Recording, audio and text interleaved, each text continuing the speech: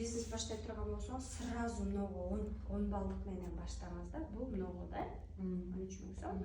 И плюс компаниядан плюс 9 подарка. Эмне үчүн? Потому что сиз бул жакта уже 10% лидер болосуз. Сразу эле? Сразу. 10% лидер болгонуңуздан кийин астыңыздан 2,5 миңдик адам каттасаңыз, сизге ошол 10%тин 2,5 миңден 250 сом сизге түшөт. Если сиз 5080 сомду каттасаңыз, анын 508 сому сизге түшөт. Автоматтык түрдө личный кабинет уже көрсөтүлөт, азыр муну көрсөтөм. Если сиз 10% лидер болуп 6350 сомдук клиент келди, ага компания 5 подарка берди, анын 635 сому сизге түшөт. Сразу. Если сиз астыңызга өзүңүзгө окшош бир адам 13.000 сомго каттасаңыз, бул математика. Ошонун 1300 сому сизге түшөт. Сразу автоматтык түрдө личный кабинетте уже көрүнөт. Чистая премия и премия спонсора деп уже личный кабинеттен ушул акчалар түшөт. Если сиз уже сразу статустарга чыгам десеңиз, мен сизге жаңы эле айттым, бизде ошол ишинин эмесинен товар оборотунан эле түшөт экен. Сразу зарплатага чыгасыз, көрдүңүзбү? Башка компанияларга могул статуска чыкканда мындай болду. Бул жакта андай нерсе жок. Бул жакта сиз уже могул статуска чыктыңызбы, уже личный кабинетиңизге сизге уже акчалар түшүп баштайт. Аны биз айдын 21-inde жана 22-синде сиз кийинки айда уже аласыз. То есть как госработа бир ай катуу иштейсиз да, бир айдын акчасын кийинки айдын 21-22. Постоянно 21-22 бул день зарплаты. Хотите, не хотите, все равно день зарплаты 21-22. Эми караңыз, бизде 10 балл, 15%, 21%, 27% и 33%. Жана көрсөттүм го, бул 10 балдан 30 балга чейин 10% лидер. Если сиз 31 балдан 60 балга чейин кетирсеңиз, сиз 15% лидерсиз.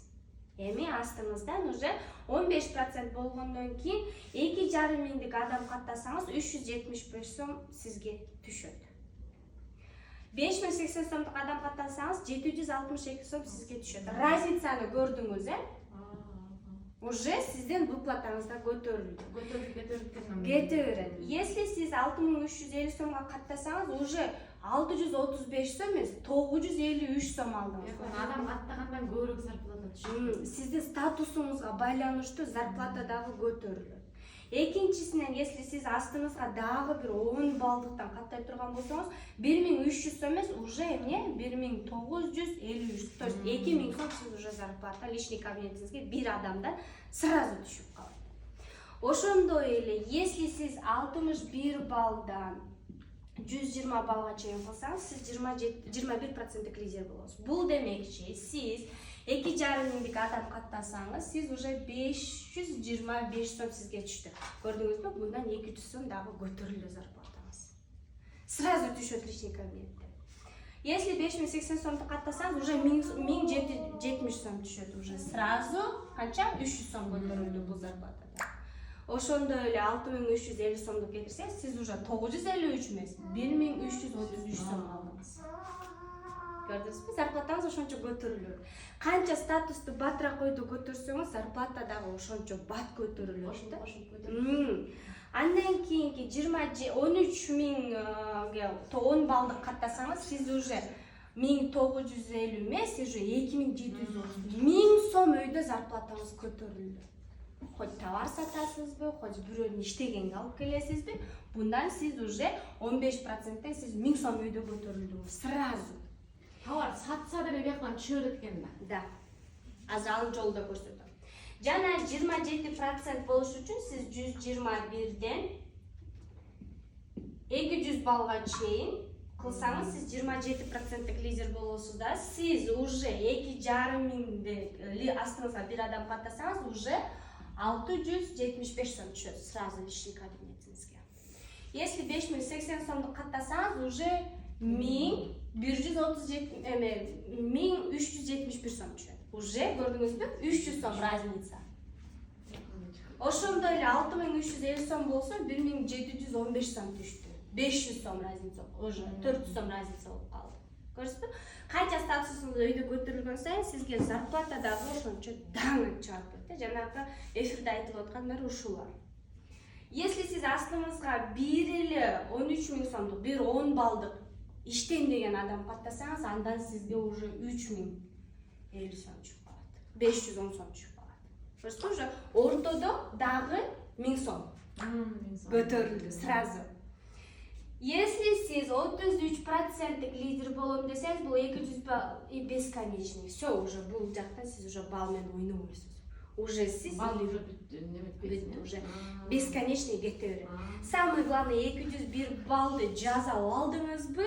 10 күндө, 15 күндө, даже 5 күндө да кылып жазып алсаңыз, 33% лидерсиз, сизге уже 2,5 миңден 825 сом түшөт.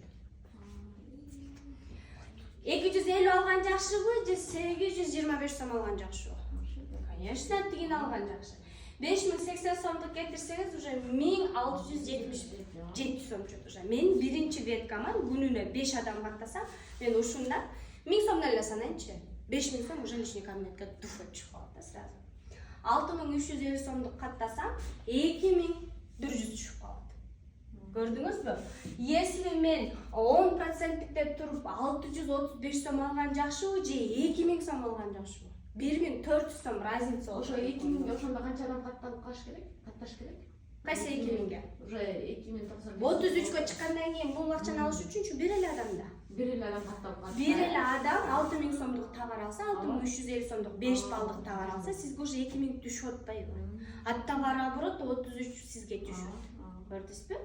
Если 13000 сомдук каттасаңыз, например, бир адам келип, мен уже сразу мага 9 подарка, еще дагы подаркалар коюп атпайсызбы? Ошолорду алам, мен могу менен баштайм сразу деп келгендер өтө көп болот. Ушу менен баштаса, ошонун товар обороту сизге уже чистый 4290 түшөт. Эми караңыз, 10%те туруп 1300 алган жакшыбы же бир эле адамдан 4290 алган жакшыбы? А күнүнө ушундан 2-3 аны каттап коюңузчу. Канча болду деп. Уже 12000 сом чыгат. Ошон үчүн сизге могул статуска сразу чыгып туруп, буну сиз 15 күндө, 10 күндө жазасаңыз болот. 10 күндө чыгып койсо болот, э? Болот. Адам каттап, э? Да, болот. Товар обороттон да бул нерсенин баары. Муну сүрөткө тартып алыңыз, эми токтот бул жер.